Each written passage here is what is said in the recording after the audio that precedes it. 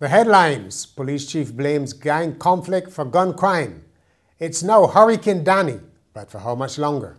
And Queen's Park may get a new name. Welcome to Nation News for Thursday, August the 20th, 2015.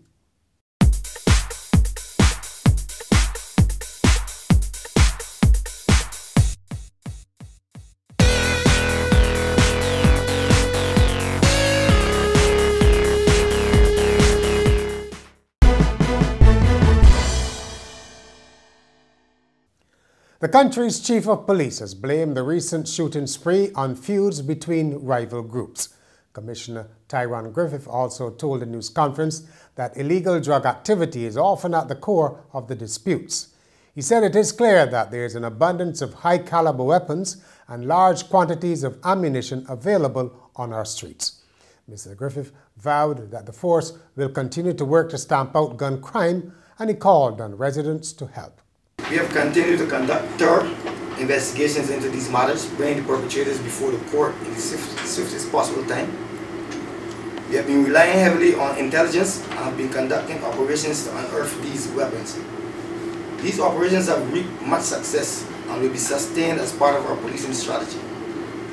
We are appealing to all Barbadians to assist us in our efforts to rid the streets of these weapons. It is their civic and moral duty to provide such support. Turning to actual statistics, he said there had been a 10% increase in crime up to the end of July, though overall reports of serious crime declined. Murders for the first 7 months of the year were 17, and that's a drop from 19 in the previous year. Burglaries were also down 953 compared to 960. And while there have been 134 cases of firearms-related crime, compared to 128 for the corresponding period in 2014, Mr. Griffith said that is not a catastrophic increase. The first hurricane of the Caribbean Atlantic season seems to be behaving a little erratically and may even lose steam again by the time it reaches the Eastern Caribbean. Danny follows Anna, Bill, and Claudette from earlier this season, none of which reached hurricane status.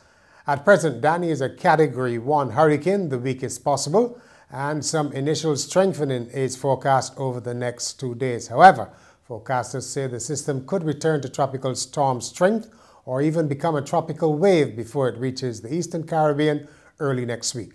But as you know, that could still mean a drenching for the area. One forecaster said the small, compact nature of Danny makes it challenging storm to forecast as it can ramp up and weaken in a matter of hours. A 2-day high-level government retreat ended at the Crane Resort on Wednesday evening with no official word on the outcome. Prime Minister Frendel Stuart declined to comment to waiting reporters on the retreat of ministers and permanent secretaries and other top public sector executives on the functioning of government. Some sources said the Ministries of Finance and the Attorney General and Home Affairs received special attention, perhaps because of the problems concerning the country's finances and crime. A St. Michael man has died suddenly in Bridgetown. David Grant of New Orleans collapsed on St. Mary's Row at the back of St. Mary's Church. A number of his relatives were overcome by grief when they visited the scene. Hundreds turned out at the Christchurch Parish Church on Wednesday to say goodbye to pioneer restaurateur Evelyn Granny Walcott. The owner of Granny's restaurant at Oystons was eulogized as the town's greatest treasure and a woman who touched the lives of many with her kindness and guidance. Granny was also remembered as a confidant, mother figure, and disciplinarian to hundreds of former students of Christchurch Foundation, where she operated the canteen. She died on August the 12th at the age of 96. Also laid to rest on Wednesday was Dwight Holder, the teacher who was gunned down on August the 6th. The 36-year-old was remembered at the St. Thomas Anglican Church as an inspirational young man who gained many skills in his lifetime, serving as an insurance clerk, electronics store manager, and a Cub Scout leader before venturing into teaching. Queen's Park may get a new name. Minister of Culture Stephen Lashley says government has started preliminary consultations on whether the name should be changed to National Heroes Park. Mr. Lashley said also that his ministry will start the restoration of buildings in Queen's Park once final architectural drawings are back. The prices of hybrid vehicles, those that use more than one power source, remain too high for MQI, the local vehicle dealers, but the company's sales and marketing manager, Margaret Hoyt, is confident that they will hit the local market as the technology improves and the cost drops.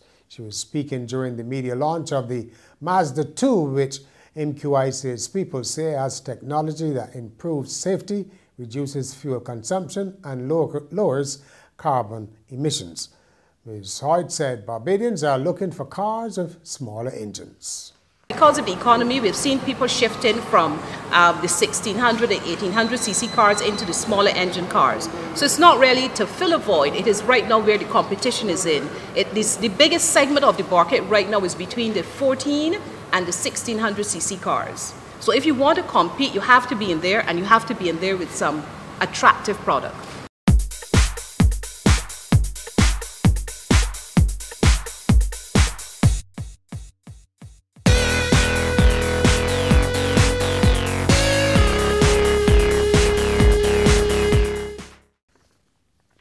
In sport, squash, Karen Meekins just keeps on winning. The 43-year-old retained the women's singles title at the Caribbean Area Championships in Grand Cayman, beating Bermuda-based Canadian Ruan Rita 11-7, 11-8, 5-11, and 11-8. Lee Sandiford in chess we're talking about now won Barbados' only medal, a silver, at the CAC Youth Chess Festival in Trinidad on Wednesday. In the process, he became the youngest Barbadian ever to be awarded the title of Candidate Master.